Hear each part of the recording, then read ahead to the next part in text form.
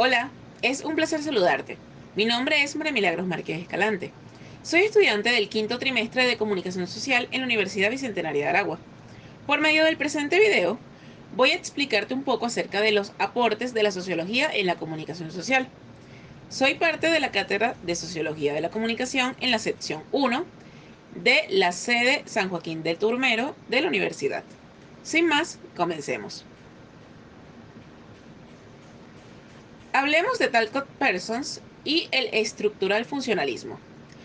La obra de Parsons fue criticada, algunos la adoptaron, a algunos les pareció bien, a otros no, porque se basaba en lo que conocemos como el funcionalismo estructuralista, que intenta explicar el funcionamiento de la sociedad a nivel macro, por medio del comportamiento de los individuos.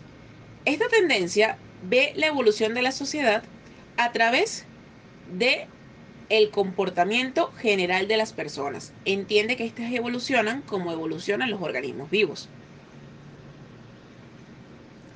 Según Parsons, algunos elementos o indicadores con los cuales podemos medir el comportamiento de los individuos y así entender cómo evoluciona la sociedad son las pautas sociales, el prototipo social, el modelo de comportamiento, la estructura social y la institución social.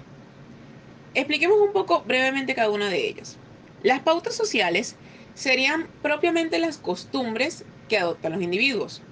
El prototipo social es cuando ya esos individuos, a través de un grupo, las hacen suyas. Cuando ya tenemos lo que conocemos propiamente, o coloquialmente mejor dicho, como un prototipo de individuo. Por ejemplo, los punk, los góticos, etc.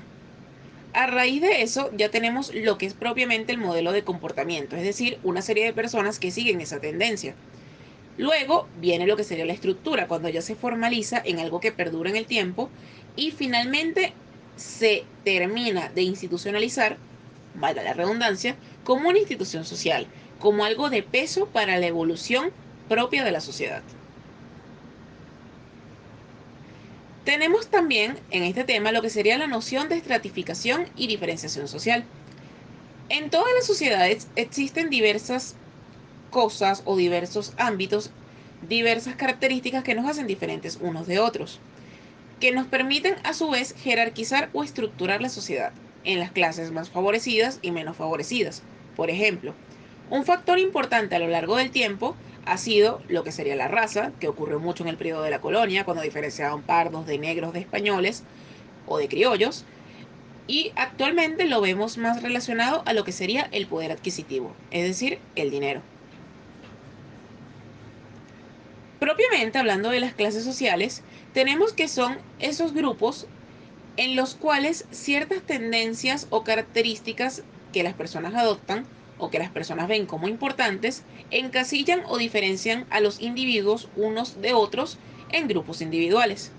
Tenemos lo que serían, por ejemplo, las clases sociales más bajas, que serían los pobres humildes, la clase media, que es la clase laboral, trabajadora por excelencia, y la clase alta, que serían los altos empresarios, los ricos de cuna, etcétera, como les solemos decir coloquialmente.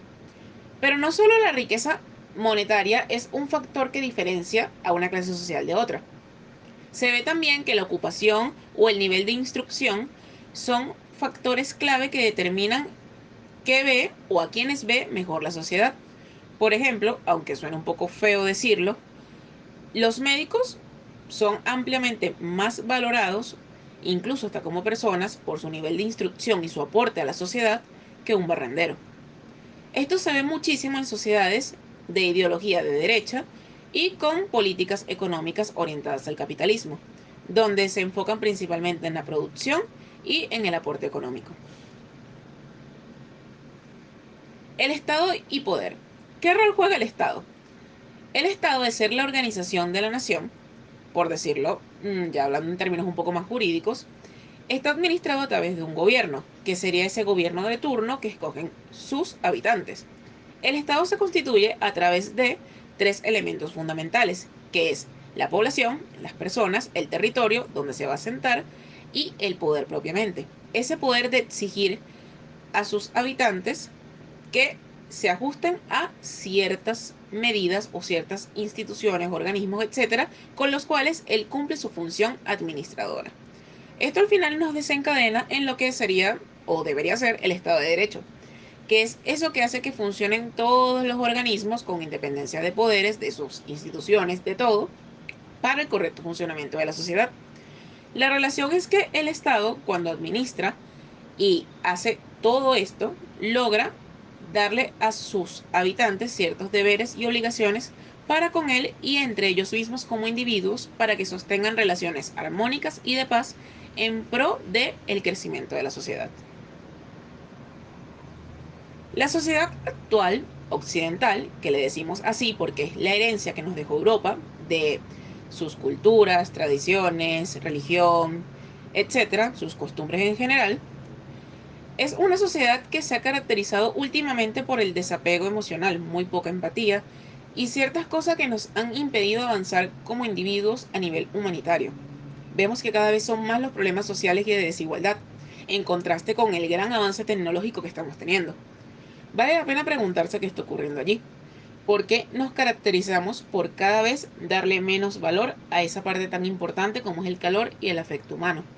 Aunque no todo es negativo, ha ocurrido una gran implosión, fruto de la pandemia y otras circunstancias, de la parte digital, los medios electrónicos, el internet, las redes sociales, etcétera, para relacionarnos y que así los grupos que hacen que la sociedad camine tengan nuevas formas de interactuar. Como conclusión, podemos decir que hay diversos factores o indicadores que nos ayudan a entender desde la sociología el funcionamiento de la sociedad y por ende también nos ayudan a entender muchísimo cómo funciona la comunicación dentro de la misma, cómo entre los grupos interactúan y se comparten ciertas opiniones, interacciones, etcétera, para así hacer que la sociedad evolucione y llegue a nuevos horizontes en los que no había estado anteriormente. Muchísimas gracias por prestarle atención al presente video. Espero haya sido de su agrado, que hayan aprendido un poco acerca de los aportes de la sociología en la comunicación y en la sociedad. Nos vemos en la próxima ocasión.